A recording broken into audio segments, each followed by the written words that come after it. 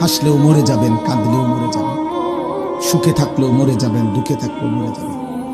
সেজদা দিলেও মৃত্যু হবে, নাফরমানি করলেও মৃত্যু হবে। আল্লাহর বন্দিগি করতে করতে আব্দুল কাদের জিলানী রাহমাতুল্লাহ আলাইহি হয়ে গেলেও মৃত্যু হবে, আল্লাহর নাফরমানি করতে করতে ফেরাউন নমরুদ হলেও মৃত্যু হবে।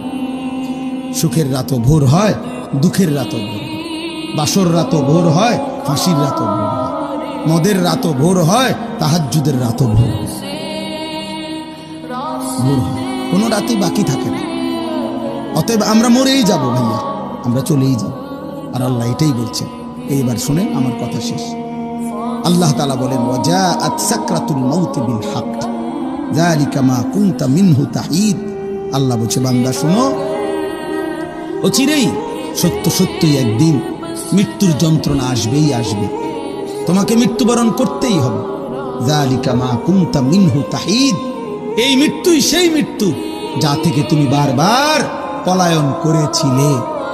অনেকবার অসুস্থ হইছ, দৌড় দিয়া ডাক্তারের কাছে গেছ, ওষুধ আনছো, ভালো হয়ে গেছ।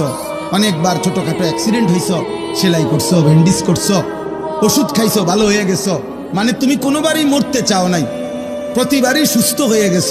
তো তুমি ভাবছো এতবারের রোগ ব্যাধির পরে যেহেতু আমি প্রত্যেকবারই ভালো হয়ে গেছি, এই হিসাবে আমি আর মরবো না। আল্লাহ বলে, না বান্দা, রোগ সুখ, মাথা ব্যথা, জ্বর, সর্দি, পেট ব্যথা, এগুলো না বারবার আসে, কিন্তু মৃত্যু তো বারবার আসে না।